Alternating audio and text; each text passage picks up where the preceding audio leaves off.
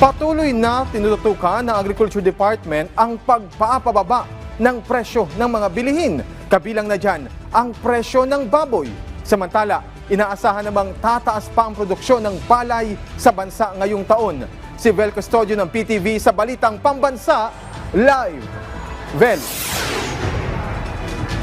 Alan, ngayong araw na ang simula ng Food Terminal Incorporated at CP Foods sa isa sa leading pork producer sa Pilipinas para sa discount sa mga karneng baboy sa merkado. Isa ito sa mga hakbang ng Department of Agriculture para pababain ang presyo ng karneng baboy sa merkado. Magiging 290 na lang ang presyo ng sabit ulo mula sa direktiba ng DA na gawing 300 pesos. 240 pesos naman ang magiging presyo ng discounted na laman ng karneng baboy at 260 pesos sa liempo. Maglalabas muna ng paunang 100 heads ng baboy kada araw para sa pilot testing. Isasagwa ang pilot testing sa mga palengke sa Metro Manila, partikular sa Malabon. Bukod dito, pinaplano na rin ng DA na maglagay ng card na magsisilbing tracker mula sa producer hanggang sa retailer ng baboy. Paraan rin ito para matukoy kung saan nagkaroon ng problema sa compliance sa maximum suggested retail price ng pork. Sa ngayon, 88% na ang compliance level sa farm gate price ng baboy na 230 pesos, habang 39% naman ang compliance sa MSRP. Posibleng tanggalan ng shipping permit ang mahuhuling mananamantala sa presyo ng baboy. Samantala, inaasahang tataas sa produksyon ng lokal na palay ngayong taon.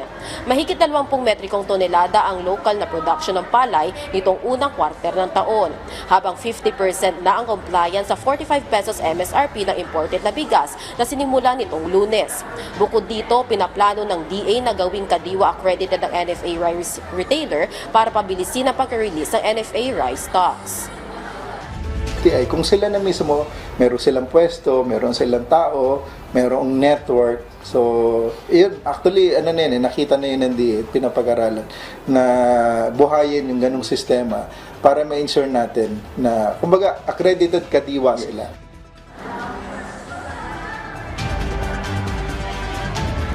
Samantala, ayon sa DA, nagsisimula ng bumaba ang presyo ng bawang o ng imported na bawang sa merkado mula sa dating 160 pesos kada kilo. Ngayon ay mabibili ng 120 pesos kada kilo. Nauna nang sinabi ni DA Secretary Francisco Chu Laurel Jr.